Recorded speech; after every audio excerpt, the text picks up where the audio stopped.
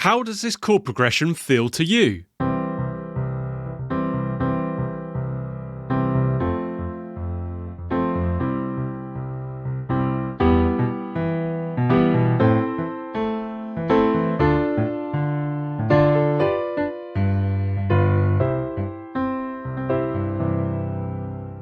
There's a simple reason why this chord progression works so well, and it will transform how you approach your own chord progressions. So in this video, I'm going to reveal why you can feel this progression move so well, the exact Roman numerals this progression uses, and the infinite variations you can use with this in your own songs. But first, let me show you the most important note in any chord. Simple chords you may be familiar with, such as major and minor, are triads. They have 3 notes each, which when played together create the sound of the chord. The lowest note is called the root, tonic, or first note. This is the note which gives the chord its name. It also establishes the relationship between all other notes in the chord. As such, this is the most important note in any chord and will help you when looking at how and why chord progressions move the way that they do. For example, the notes in the C major chord are C, E, and G. The root note of this chord is C. Listen to how these 3 notes sound individually and then play together as a chord. When discussing music and chords, you will sometimes hear a reference to different colours. The connection between music and colour has captivated humanity for centuries. While modern science has debunked some earlier attempts to link the two, the question of whether music can be seen as colour remains intriguing. One noteworthy figure in this exploration was Isaac Newton, the renowned physicist. In the 17th century, Newton delved deeply into the nature of light and colour, culminating in his groundbreaking work, Treatise of Optics. But Newton's curiosity extended beyond optics. He also saw a profound connection between colour and music. At the time, the traditional rainbow was recognised as having only 5 colours: red, yellow, green, blue and violet. However, Newton, inspired by the 7 notes of the musical scale, felt this arrangement incomplete. He therefore proposed adding 2 new colours to the rainbow spectrum: orange and indigo. In doing so, he envisioned a harmonious alignment between the 7 colours of light and the 7 notes of music. While Newton's optical theories on colour remain significant in the history of science, his specific attempt to map notes to colours has not held up to later scrutiny. Despite this scientific disconnect, the notion of music possessing intrinsic qualities akin to colour retains a powerful resonance. We readily speak of tones and shades in music, and many composers and performers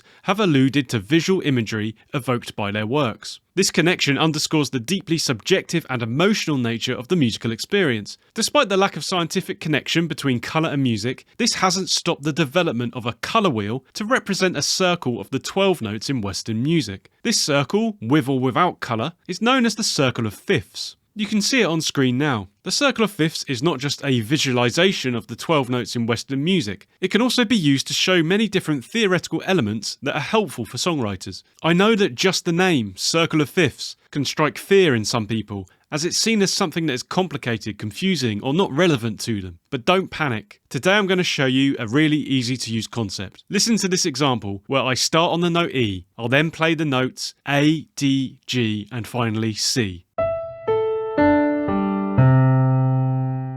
Did you hear how you are pulled around the circle, settling on the final note C? This anti-clockwise movement is a powerful one. The reason this is a strong movement is that the distance between each note is the same, which provides a pleasing descending nature towards C. This reveals some of how the circle is constructed. If you want to learn some more about the circle of fifths and see some guitar-focused examples, then head over to writeasongpodcast.com and watch the video with the same title as this one. Link is also in the description. The invention of the colour wheel isn't as straightforward as simply attributing it to one person. Before Newton, others explored colour relationships and organised them in circles. Finnish astronomer Aaron Siegfried Forsius, in the early 1600s, created a diagram with 5 colours: red, yellow, green, blue and grey. You found out earlier about Newton's contribution, building on existing knowledge and thinking about the connection with music. This was a foundational step in the development of the modern colour wheel. Subsequent figures like Moses Harris and Johann Wolfgang von Goethe developed their own colour wheel systems, with variation in hues and shapes. The modern 12 colour wheel, with primary and secondary colours, emerged over time through these contributions.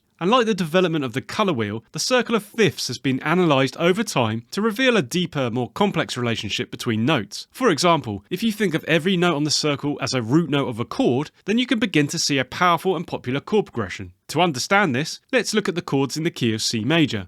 These chords are created with notes from the C major scale. This gives you 1 C major, 2 D minor, 3 E minor, 4 F major, 5 G major, 6 A minor, and 7 B diminished. Now I'll take the sequence of notes you saw from the circle of fifths earlier, E, A, D, G, and C. Remember that the root note of a chord is its letter name. Hopefully you can see that each of these notes in the sequence can also be played as a chord from the C major key. This produces the following chord progression: E minor, A minor, D minor, G major, and C major. Here's how that sounds.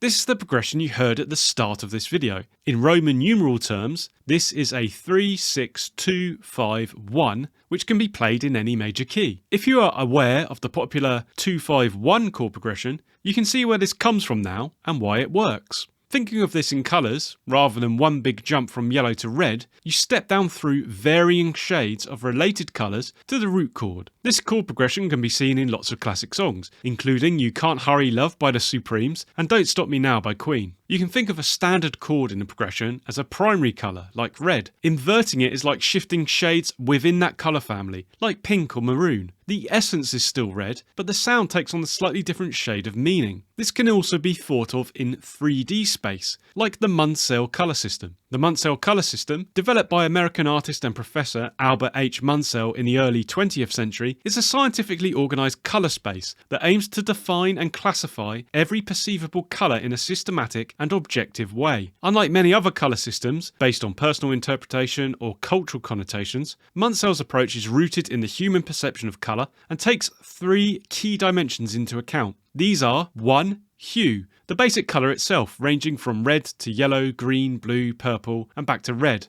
like the colour wheel you've seen so far. Number 2, value, the lightness or darkness of the colour, with black at the bottom and white at the top. Number 3, chroma, the saturation or intensity of the colour, ranging from dull or greyed out to pure and vibrant. Like the colour wheel, you can consider your chord progressions in 3 dimensions as well. So to add an extra dimension to the progression, I'll now think about some different voicings to change the feel of the chords. The most important thing to remember with this circle of fifths wind up is to maintain the same root notes. They are what drive the pull towards the tonic 1 chord. So what I'm about to show you isn't using strict chord inversions, just changes in the right hand on the piano. I'll provide 2 variations, but feel free to experiment with this concept in your own songs.